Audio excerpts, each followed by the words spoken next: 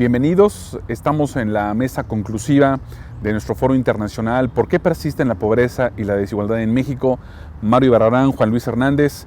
Vamos a conversar sobre las principales ideas, las principales propuestas, los principales diagnósticos que en este foro estuvieron debatiéndose en torno a qué hacemos en México para que estos dos flagelos que nos vienen atosigando los últimos años y décadas pueda avanzar por lo menos un poco y tengamos más bienestar y tengamos un poquito más de respiro respecto a la pobreza y la desigualdad.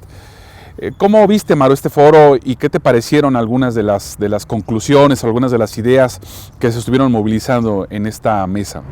Bueno, pues la verdad me pareció bastante interesante la forma en la que se fueron concatenando las distintas mesas para ir llegando haciendo realmente un diagnóstico inicial, después cuál ha sido la experiencia internacional y después cuáles son algunas de las propuestas.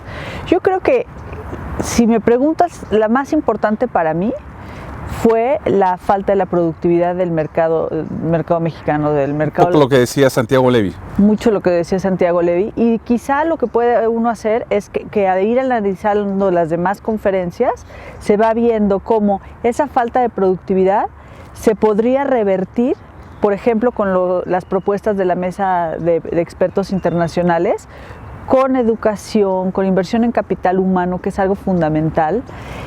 Pero también se necesita como esta parte de desligarnos de esta economía dual, donde tenemos una parte muy productiva, pero muy pequeña del sector productivo en México, y otra parte muy grande que emplea mucha gente, pero es muy poco productiva.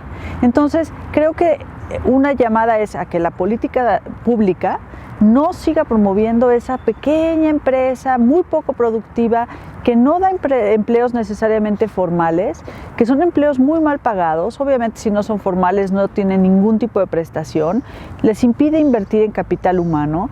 Entonces yo creo que eso es una cuestión sumamente importante a tomar en cuenta.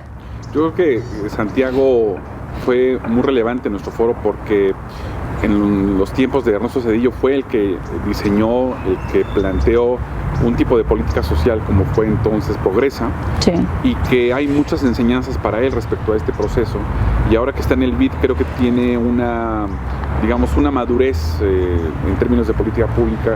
Lo que presentó sobre el diagnóstico de las empresas en México me pareció muy relevante, sí, un poco lo que tú planteas y lo que le hace daño a México de la economía informal. Sí, yo creo que algo que ha sido, y aun cuando él estaba en el gobierno, criticaba mucho, era como el apoyo a esta economía informal, que entonces hacía muy caro pertenecer a la economía formal, ¿no? Entonces, para ser empleado con seguro social y tal, pues es mucho más caro que contratar a alguien a quien metes el seguro popular. Pero el seguro popular, ¿cómo lo estás financiando? Entonces, lo que está haciéndose en mucha de la política pública es motivando esa ida hacia el sector informal, pero es muy poco productivo y por eso no crece, por eso no aumentan los salarios, por eso pasan tantas cosas, ¿no? Entonces yo creo que eso es una gran enseñanza o una gran conclusión de esta mesa: cómo promover empresas productivas en México que generen empleos formales de calidad y pues al ser productivos tendrán mayor salario, ¿no?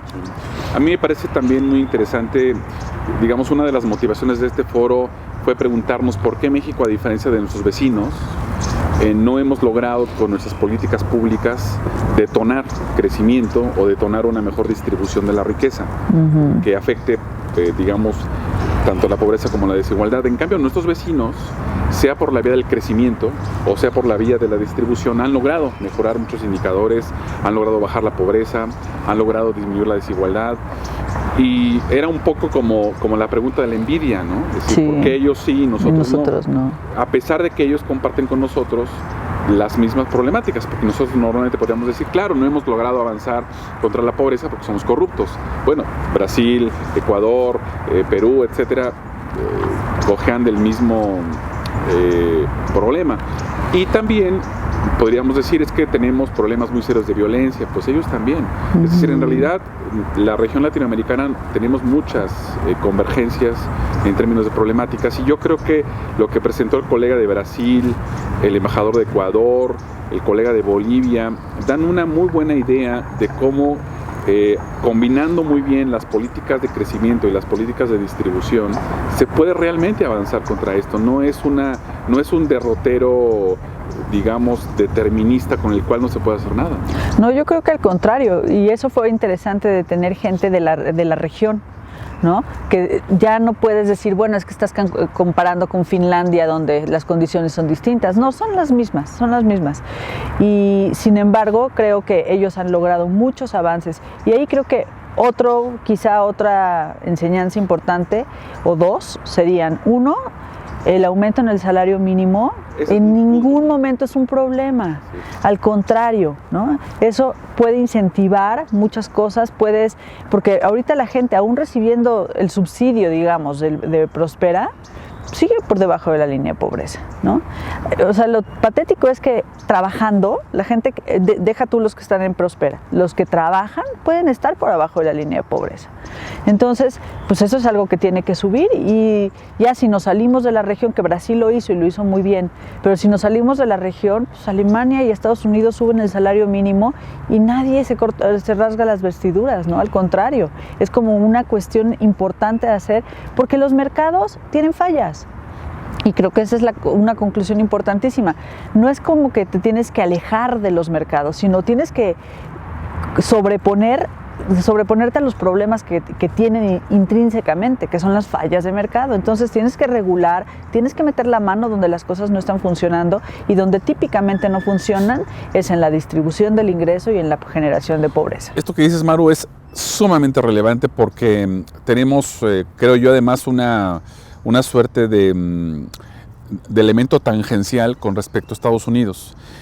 California tiene ya $15 la hora contra 80 pesos diarios en México.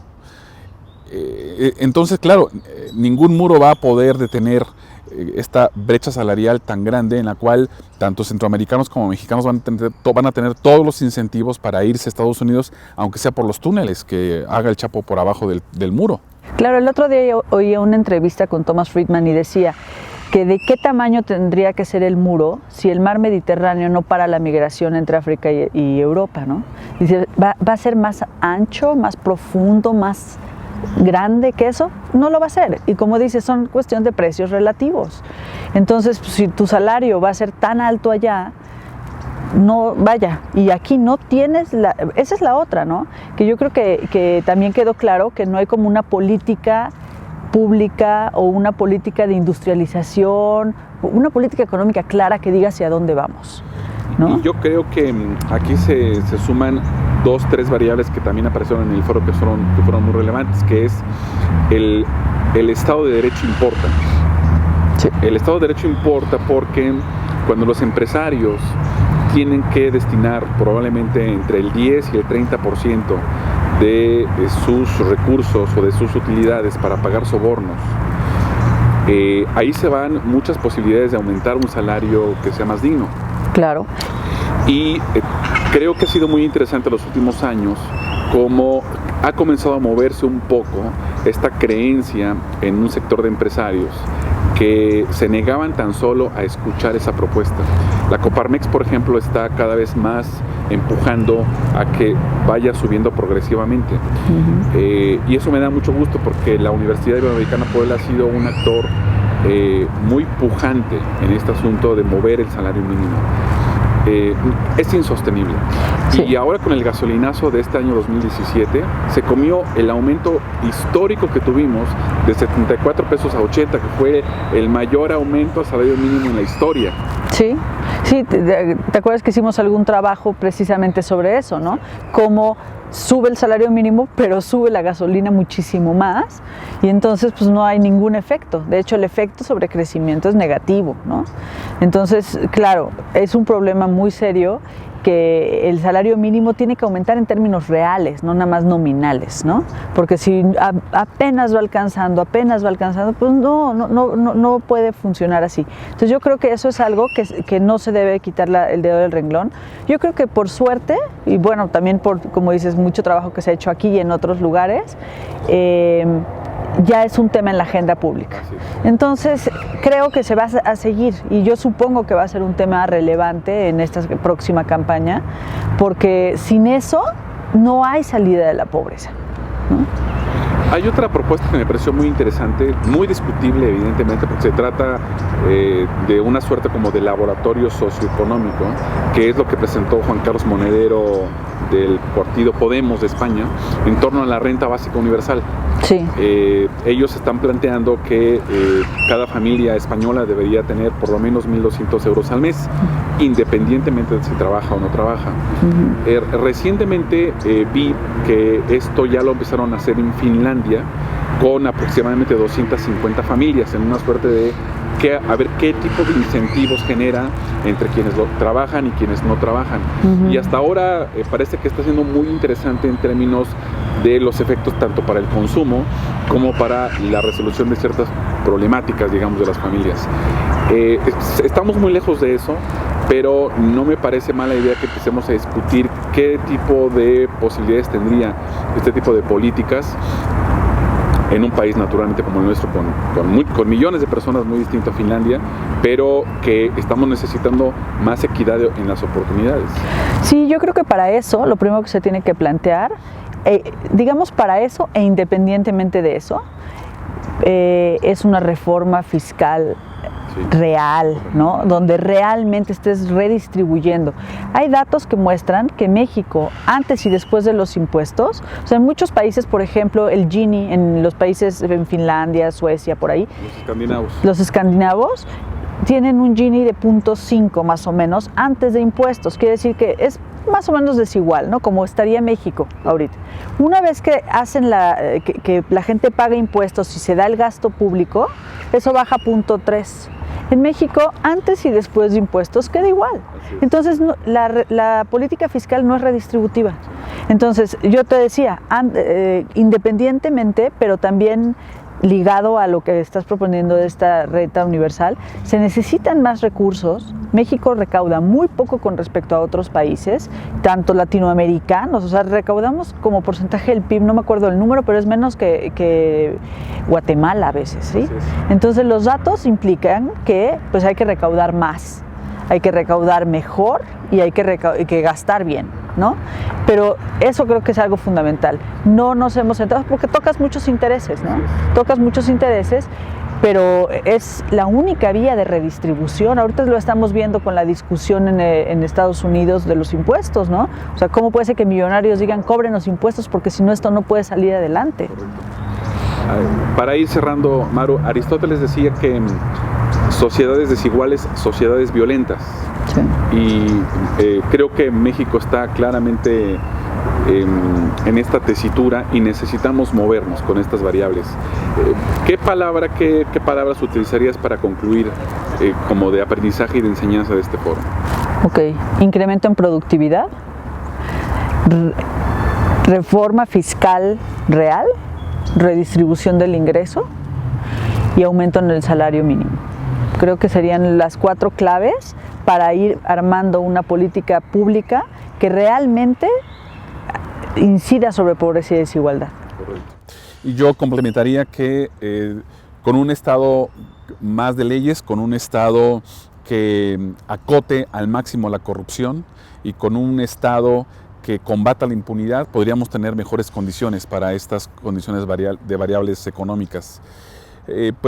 Animamos al público a que puedan acercarse al texto y a las memorias de este foro internacional que amplían muchas de las cosas que hemos estado conversando Maru y un servidor, y que estamos invitando a que empujemos a la clase política ahora en el proceso electoral venidero a que muevan las políticas públicas, porque este país no puede seguir estancado en estas décadas de pobreza y desigualdad. Nos hace daño, nos afecta a la sociedad y creo que el país merece algo mejor que lo que tenemos actualmente.